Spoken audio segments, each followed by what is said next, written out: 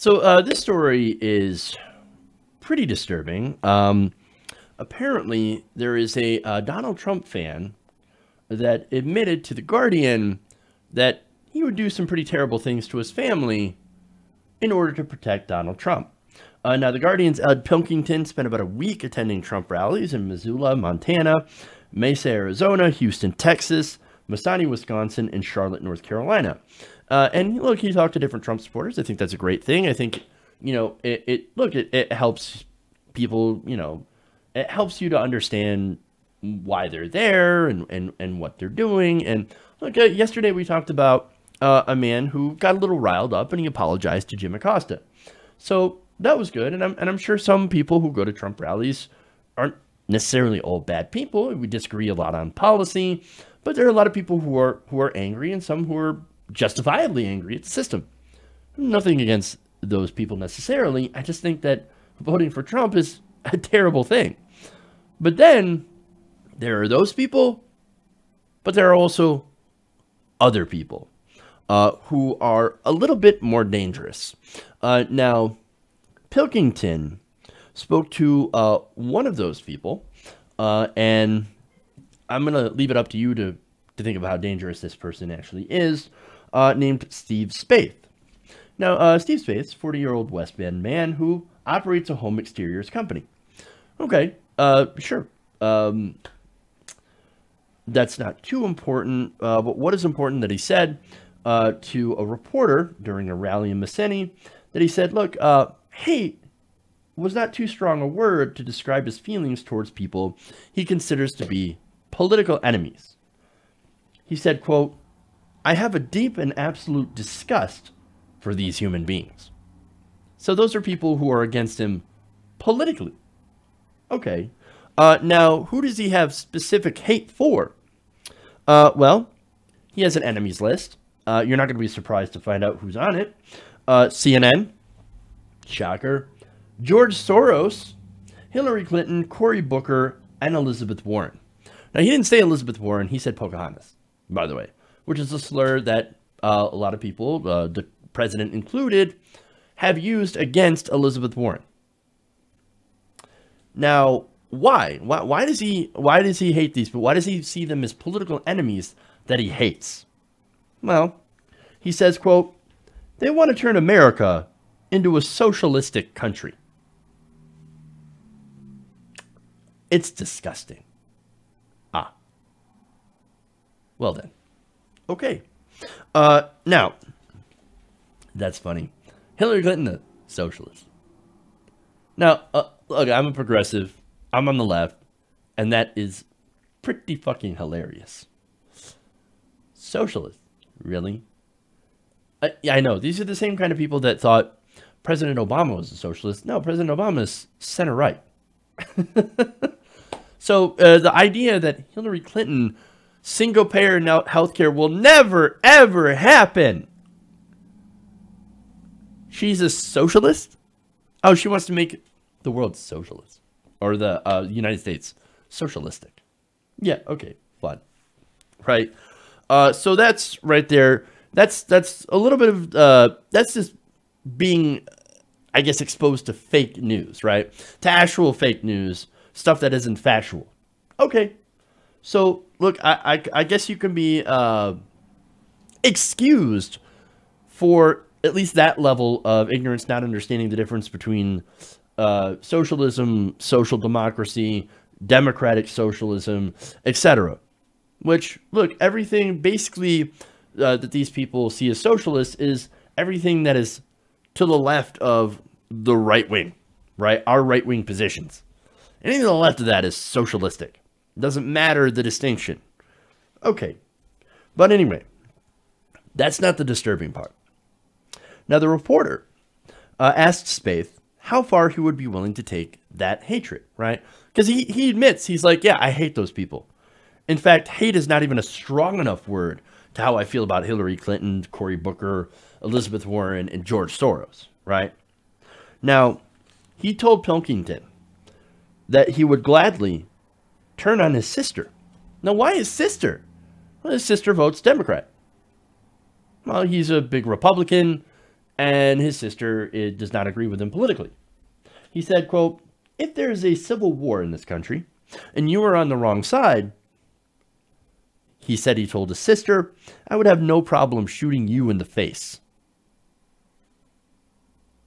Wow.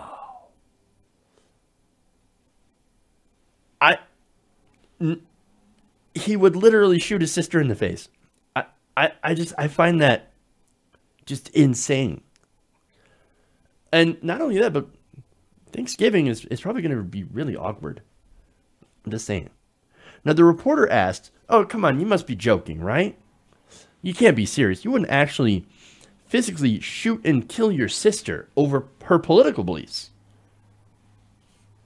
"No," he said, "I am not. I love my sister. We get on great. But she has to know how passionate I am about our president." I'm passionate about the president. So passionate, I will shoot my sister in the face. That's how passionate he is. No, man, that's a cult. That's not just being passionate. That is cultish behavior. That is a cult mentality. Saying that he would do something like that to his sister, I mean, it's just for her political beliefs, for voting for Democrats. Complete insanity. And look, maybe I'm a little bit sensitive to this, right? Because I lost my sister this year, right? So this really kind of resonated. This really kind of struck a chord for me, right? Because I love my sister, and you know, losing her was really, really difficult. And here's this guy saying, "No, I would kill mine for having a different political opinion. I wouldn't even dream of doing anything like that if my sister were still alive." I mean, look, here's the thing, right? So you guys know I like Bernie Sanders. I'm Bernie Sanders. I've been called a Bernie bro, right? And there is this whole meme on centrist donut Twitter of that, "Oh, Bernie's got a cult. The Bernie supporters, they're cultish." Oh, that's a ridiculous notion, right?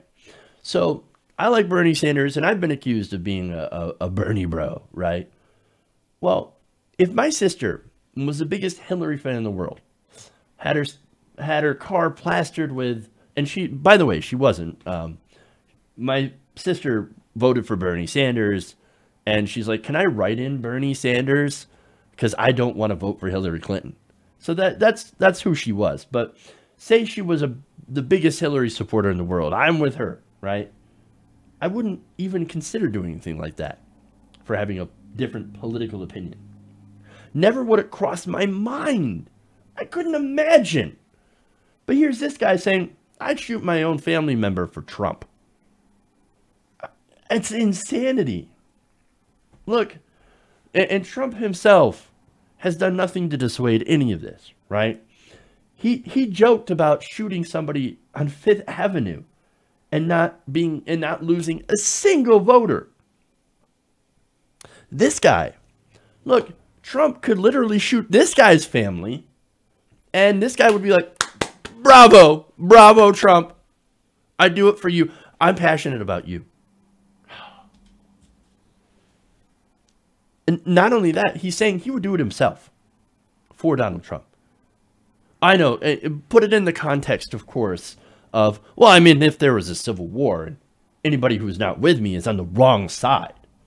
We've got people talking about civil war now over Donald Trump. Donald Trump doesn't care one lick about this guy. He doesn't give a shit about working people. Donald Trump only gives a shit about Donald Trump. So, but nonetheless, he has got people that are so enamored with him that they would do terrible things to their own family. That's dangerous, man.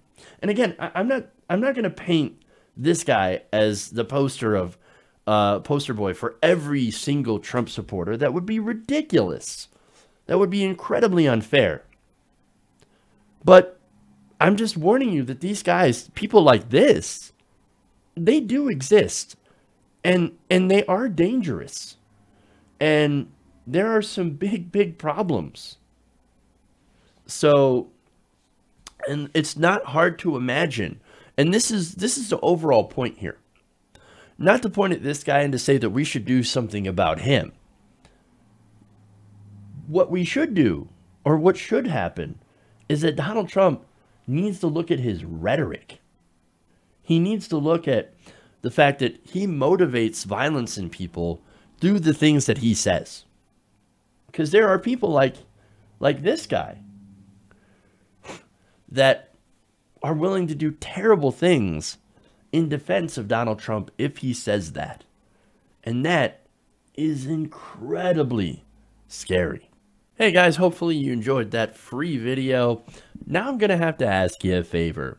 Between the demonetization and the YouTube algorithm messing around with view counts, etc., we're having a hard time adjusting to the new YouTube reality, which is where you guys come in. See, we have a Patreon, patreon.com/TYTNation, set up to help us rely on you guys, the viewers, instead of big corporate ads. Look, you know the show. You know how I'm not in favor of big corporations anyway. So help us transition away from relying on the ad model to pay the bills and sign up to be a patron, patreon.com/TYTNation. That goes a long way to help us keep the lights on. And you guys will know that you're supporting independent, progressive media.